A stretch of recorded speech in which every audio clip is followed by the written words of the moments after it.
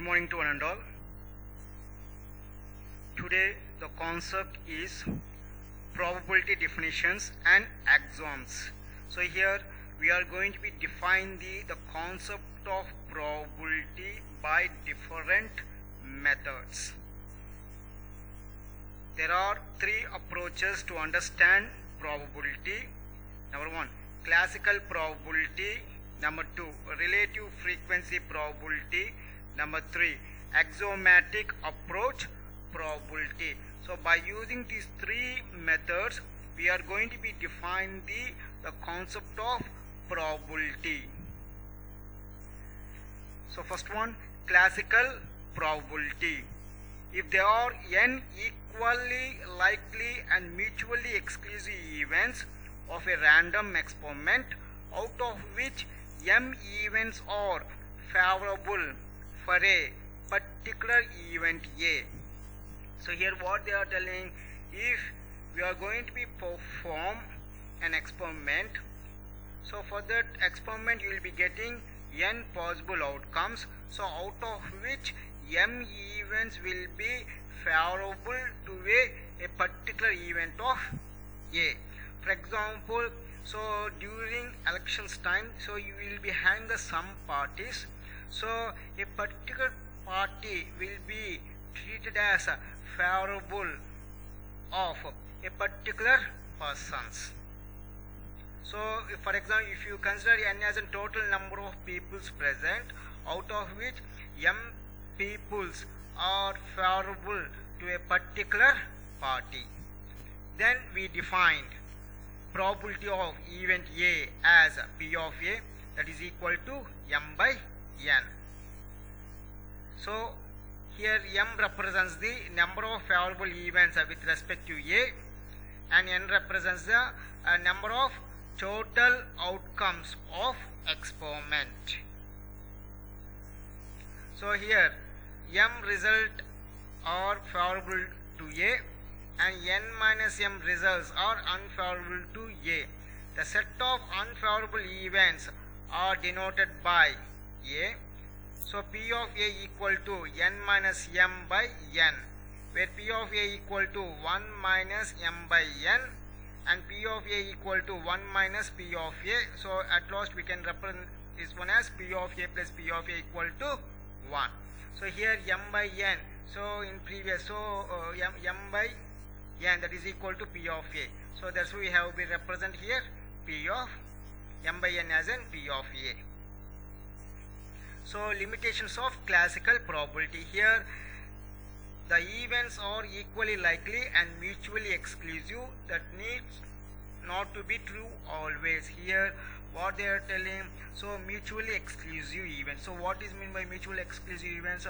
So the occurrence of one event which is going to be prevent the occurrence of another event. So that is called to be a mutually exclusive. And what is called to be an equally likely? For example, if you are having three outcomes for a particular experiment, and each outcome will be having an equally likely occurrence of all the outcomes which has came for the particular experiment. So these two events are need not to be true always, or need not to be true always.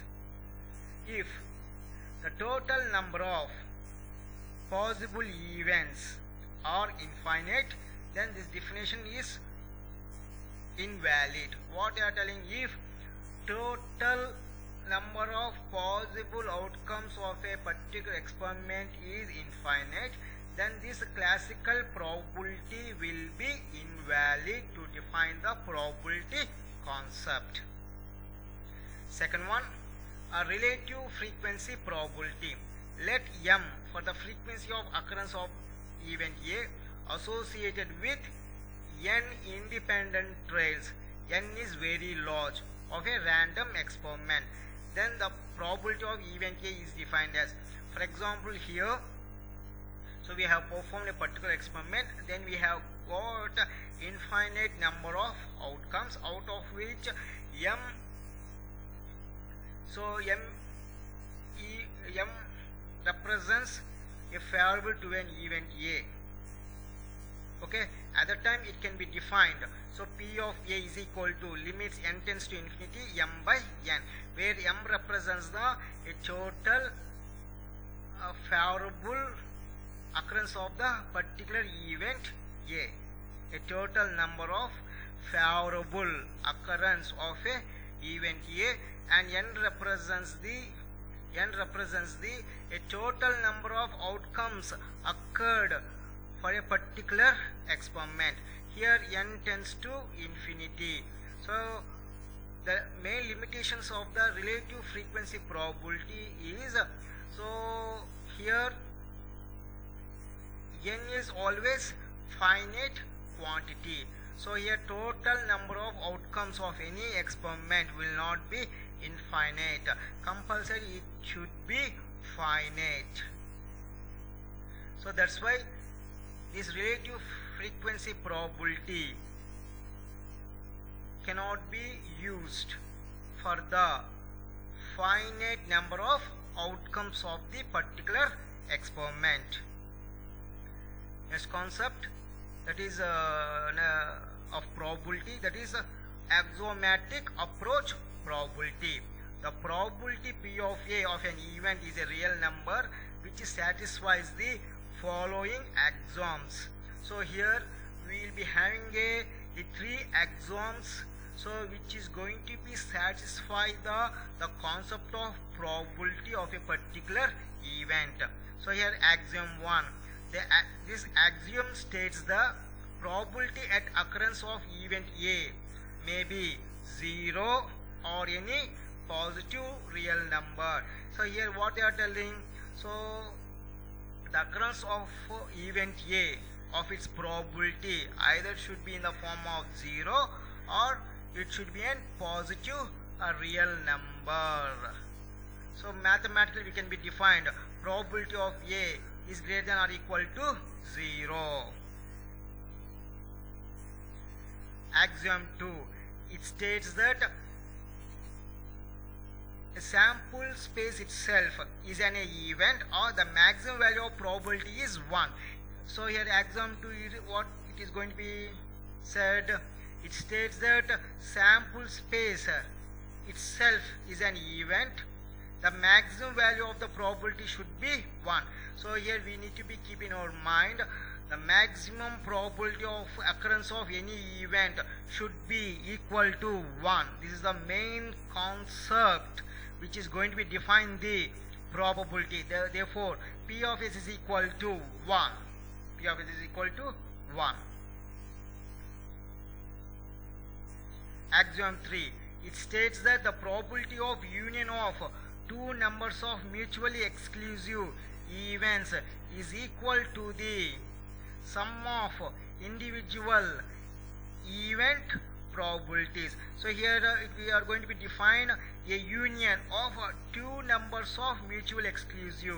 So union is nothing but combining both, so everything of the two events. So both are mutually exclusive events. So the two numbers of mutually exclusive events is equal to a sum of individually even probability. Therefore P of A union B is equal to P of A plus P of B.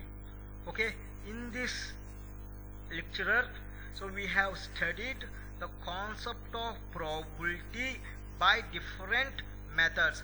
There are classical probability, a relative frequency probability, and the third one probability of axiomatics. Okay, and thank you.